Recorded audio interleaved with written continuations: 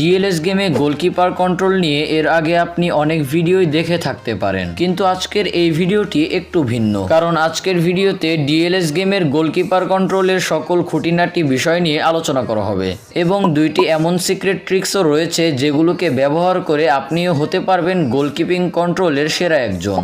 আর আমি এতটুকু নিশ্চিত আপনাকে এই ট্রিক্সগুলোর কথা আগে কেউ কখনো বলেনি।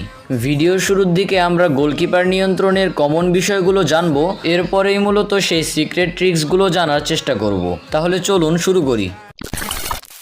প্রথমে রয়েছে গোলকিপারের হাত থেকে বল মাটিতে ফেলার বিষয়টি। এটি করার জন্য আপনাকে যা করতে হবে সেটা হচ্ছে গোলকিপারের হাতে বল থাকা অবস্থায় স্ক্রিনে জাস্ট ডাবল ট্যাপ করতে হবে, তাহলেই কিন্তু গোলকিপার বল হাত থেকে মাটিতে ফেলবে। এরপর তাকে দিয়ে আপনি যেভাবে ইচ্ছে সেভাবেই কন্ট্রোল করতে পারবেন। এরপর যে বিষয়টি রয়েছে সেটা হচ্ছে গোলকিপারকে এগিয়ে আনা। তো এটা কিন্তু মাঝে মাঝে অটোমেটিক হয়ে থাকে, আপনি এটাকে ম্যানুয়ালি করতে পারেন। ম্যানুয়ালি এটা করার জন্য আপনাকে সি বাটনটিকে কিছুক্ষণ চেপে ধরে রাখতে হবে। তবে এটা তখন কাজ করবে না যখন আপনার অপোনেন্ট বল নিয়ে মাঠের দূরবর্তী কোনো স্থানে থাকবে।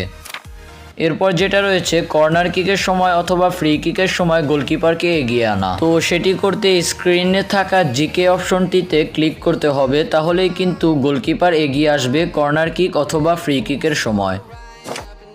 তো এখন আলোচনা করব সেই সিক্রেট ট্রিক্সগুলো যেগুলোর কারণে আপনারা এতক্ষণ অপেক্ষা করে আছেন। আপনাদের বোঝার সুবিধার্থে আমি প্রথম ট্রিকটির নাম দিয়েছি লঙ্গার শর্টস ডিফেন্স। আর দুঃখিত, আমার ইংরেজি ভুল হলে ক্ষমার দৃষ্টিতে দেখবেন, কারণ আমি ইংরেজিতে তেমন একটা পারদর্শী নই। শুধুমাত্র আপনাদের বোঝার সুবিধার্থে আমি এরকম নাম সিলেকশন করেছি। যাই হোক, এই ট্রিকটিকে ব্যবহার করে আপনি যে কোনো লঙ্গার শটকে আটকে দিতে পারবেন। সেটা হতে পারে কোনো ফ্রি কিক অথবা কোনো ওপেন স্পেস শট, যেটা এক কথায় আমরা বলি লং শট। চলুন ফ্রি কিক নিয়ে ট্রিকটা বোঝার চেষ্টা করি। তো আপনাকে যেটা করতে হবে সেটা হচ্ছে অপোনেন্ট যখন ফ্রি কিক নেওয়ার জন্য প্রস্তুতি নেবে, এই যে বি বাটন, সেই বি বাটনকে চাপ দিয়ে ধরে রাখতে হবে ততক্ষণ পর্যন্ত যতক্ষণ না সেই অপোনেন্ট টিমের ফ্রি কিক কার্যক্রম শেষ হচ্ছে। তো এটা করার ফলে গোলকিপারের অপোনেন্ট টিমের বল ঠেকিয়ে দেওয়ার চান্সেস বেড়ে যাবে 90%।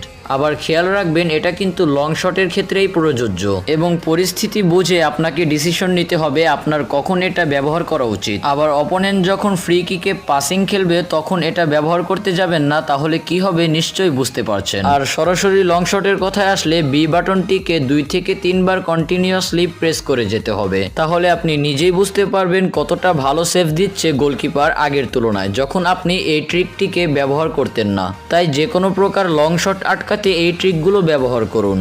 এরপর রয়েছে দ্বিতীয় ট্রিক, যেটার নাম আমি দিয়েছি শর্টস ডিফেন্স।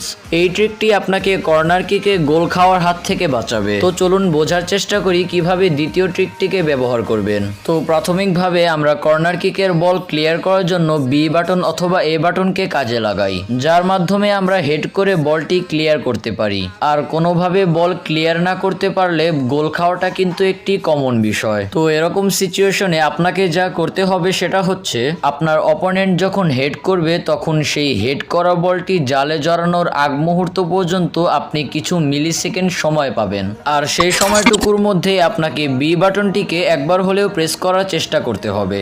আর এটা করতে পারলে সেই বলটি সেভ হওয়ার চান্সেস আগের তুলনায় 80% বেড়ে যাবে এবং বিশ্বাস করুন তৎক্ষণাৎ আপনার গোলকিপার বলটি সেভ করবে। আর আজ থেকে এই ট্রিক্সগুলোর ব্যবহার করতে পারেন। আমি নিজেও এই ট্রিক্সগুলোর সুফল ভোগ করছি।